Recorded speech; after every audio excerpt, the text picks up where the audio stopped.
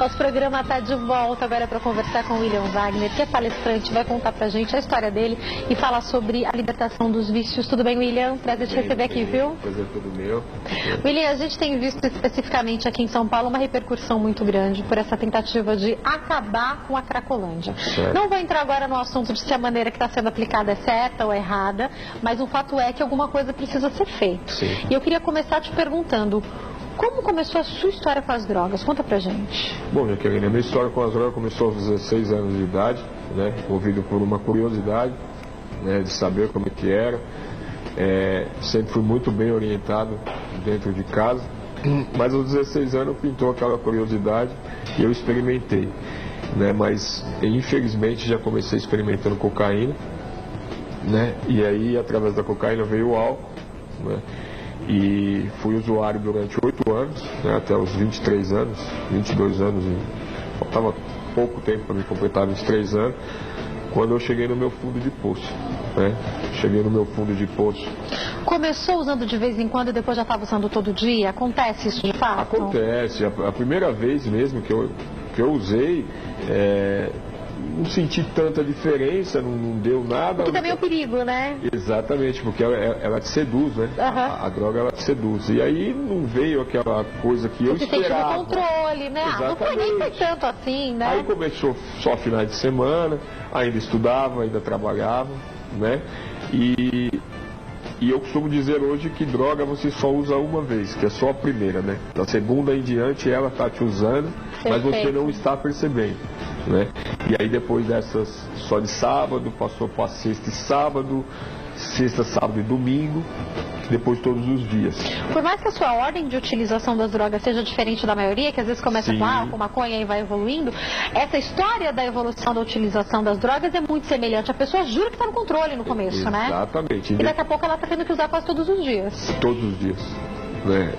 Independente de ter começado aos 16, como hoje muitos começam com 11, com 12, com 13 no álcool, na maconha, né? Eu comecei aos 16, mas sempre tive aquela falsa ideia de estar mesmo realmente sob controle. E só quando você vai perceber que a coisa não está no controle, você já perdeu.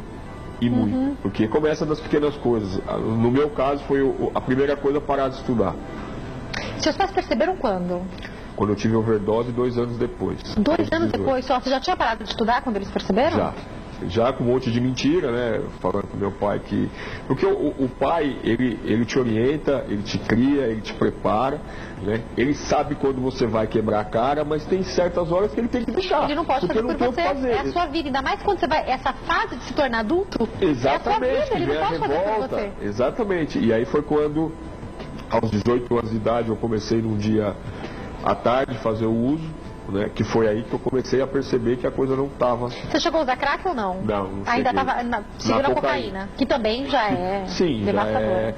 E aí eu comecei a uso numa tarde, virei à noite, quando deu 3, 4 horas da manhã, eu me lembro como se fosse hoje, a gente foi buscar mais cocaína, porque naquela época não era que nem hoje. Você não achava droga a toda esquina. A gente está falando isso há quanto tempo? Há 18 anos atrás, fazem 18 anos que eu estou em recuperação, né?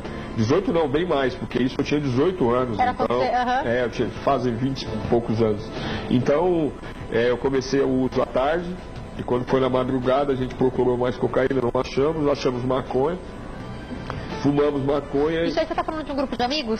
Sim. Quando você fala nós? Amigos, entre aspas. Aqueles amigos os amigos das drogas, né? Eu não culpo.